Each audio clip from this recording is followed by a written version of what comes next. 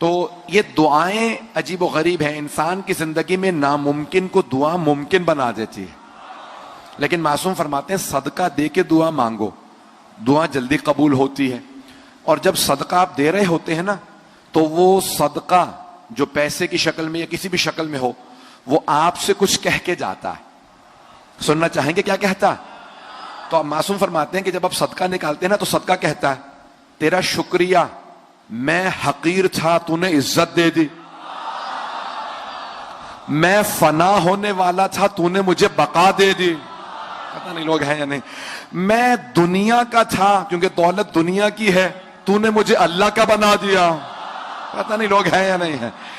کہ جب دولت یہ انسان صدقہ نکالتا ہے نا تو کئی چیزیں، کہا مجھ میں کوئی برکت نہیں تھی، تو نے اللہ کے نام پہ خرچ کرنے سے مجھ میں برکت دے دی.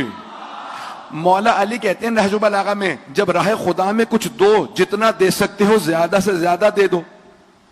گلا میرا اذیت تو نہیں کر رہا آپ کو؟ آواز سمجھ میں آ رہی ہے سب کو؟ مولا کہتے ہیں زیادہ سے زیادہ دے دو، راہ خدا میں جب دو تو زیادہ دے دو. کہا مولا کیوں؟ کہا کیونکہ تم جس کسی کو بھی دے رہے ہو وہ دنیا میں لیے پھر رہا ہے تمہارا، آخرت میں تمہیں ملے گا. میں سوچ رہا تھا مجھے وضاحت کرنی پڑے گی. بھئی آپ لوگوں کا حسن سماعت بہت بلند ہے، تو مجھے کئی شہروں سے لوگ کہتے ہیں مولانا کئی مرتبہ ہمیں جملہ سوچنا پڑتا ہے، کراچی والے جملہ مکمل ہونے سے پہلے پہنچ جاتے ہیں. اب میں ایک جملے اس کی تھوڑی سی وضاحت کر دوں. دو افراد سفر میں ہیں، مثال کے طور پہ ہوائی جہاز کا سفر ہے، کراچی سے اسلام آباد جا رہے ہیں. تو ایک صاحب کہتے ہیں مولانا جتنا سامان دینا چاہیں مجھے دے دیجئے، اسلام آباد پہنچ کے آپ کو واپس کر دوں گا. اب انسان کوشش کرے گا زیادہ سے زیادہ سامان اسے پکڑا دے، نہ مجھے سامان اٹھانا پڑے گا، نہ یہ ساری زحمتیں اسلام آباد پہنچ کے مجھے ہی سامان مل جائے گا.